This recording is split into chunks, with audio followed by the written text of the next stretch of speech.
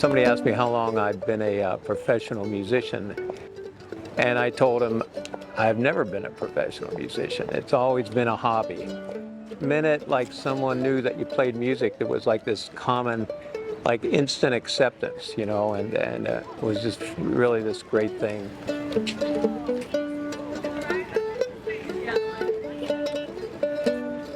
My name's Alan Epstein, and I play the mandolin. I'm originally from Pittsburgh, Pennsylvania. When I was in college back in 1971, Indiana, Pennsylvania, small school, it's my sophomore year, and I had a guitar in my dorm room, and I didn't know how to play it, but you know, everyone has a guitar in their dorm room. People would come in my dorm room and they would play my guitar, and I didn't know how to play it, and it really made me mad. So back at that time, there were a couple things in the mandolin world. Rod Stewart had released Maggie May, which is probably the most iconic mandolin riff ever heard. There was a group called Seals and Crofts, which was a guitar mandolin duet. And I really liked the sound of the mandolin. I thought it was really cool. In November of that year, 1971, when my dad took me back to school, he bought me a mandolin at the music store right there in Indiana. In the next year, I happened upon a Bluegrass festival. And I saw people playing music together, like young people, old people, didn't matter what you looked like. They were playing music together, and it was really, it really touched me. I thought it was really cool. So I think, you know, it made me want to learn to play the mandolin.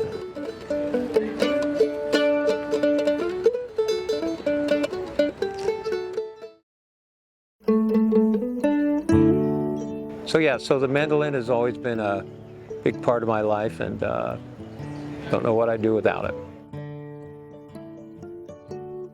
Like I said, my dad bought me my first mandolin when I was in college, and Dad passed away a few years ago, and he was born in 1922.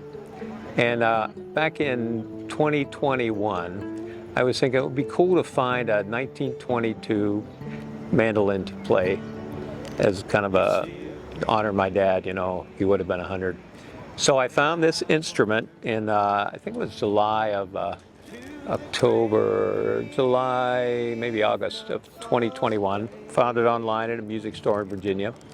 They shipped it up to me. It was just beautiful. I loved it. It was great, but it needed new frets. Like the fret wire was all pitted, and it needed new frets. Anytime I would buy a vintage instrument, I always put it on my Clarion policy, because I've had Clarion insurance since 2002, and you know, it's just always made me feel safe with my instruments. Did not go alone. The greatest part of me went with her. I had this, you know, this new instrument on my policy, and so after a week, it still didn't move. And so they told me to file a claim with UPS. So I filed a claim, and then it went under investigation with UPS. And like it was, I think they kept the claim open for a month. And then all of a sudden I got an email from UPS that they closed the claim. And I didn't know what that meant, you know, so I contacted Clarion, and they said, well, they're telling you that they've lost it, you know. So I asked, you know, what my options were. They said, well, we could reimburse you for what you had it insured for, less your deductible, or you can just wait and, you know, we could see what happens. For Christmas last year, 2023, I had an email, I guess it was like a retailer's warehouse. Oh, okay. That they had a box from the luthier that I had gotten the work done with. They said, this box might be yours.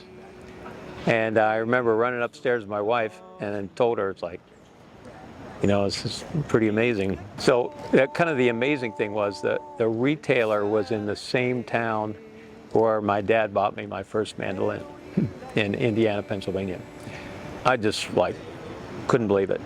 And so I immediately contacted you guys, told you what the story was, and I sent an email to the retailer and said, you know, yes, I'm missing a box. Yes, it was a mandolin. You guys told me, okay, we can do one of two things. You can have them ship it to us and we'll ship it to you, or you can go pick it up. So I drove, so I said, I'll pick it up. And so I coordinated picking it up with the retailer warehouse.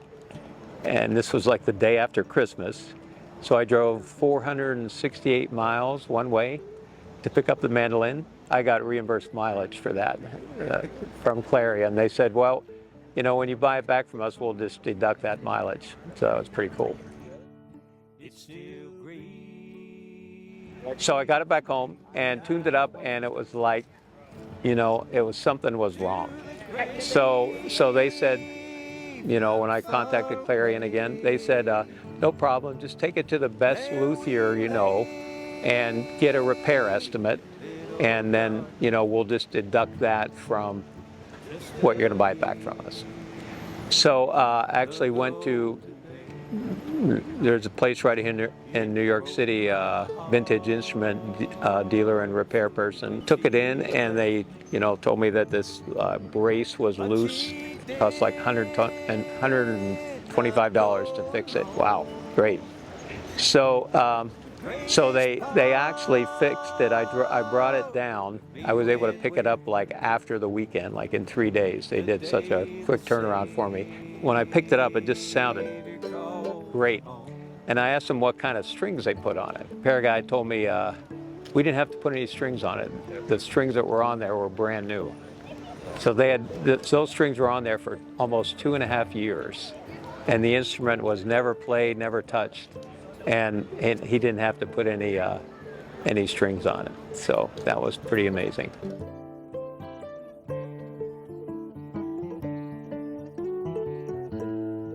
So when I contacted you guys and told you, you know, what the story was, and somebody said, why did you contact us? Why didn't you just go get it?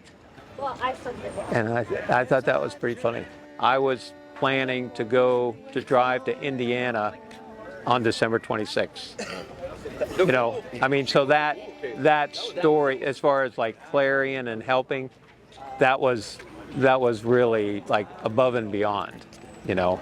Because, you know, like when you're, you know, haven't been in business before, when you're away for the weekend, you know, it's like you're not going to monitor your emails, but you guys were.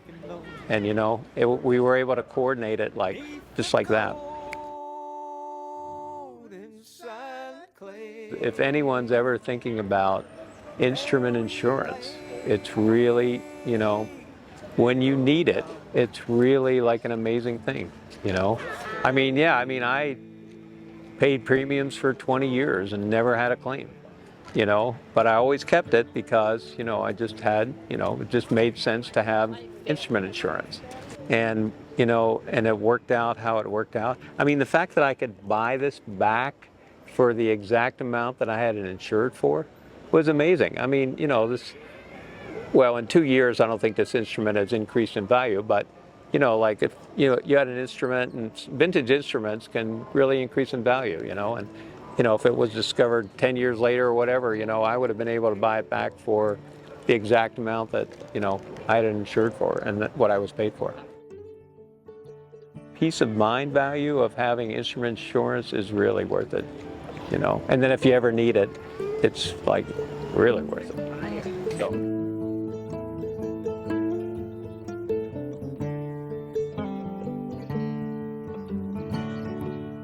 It's still great.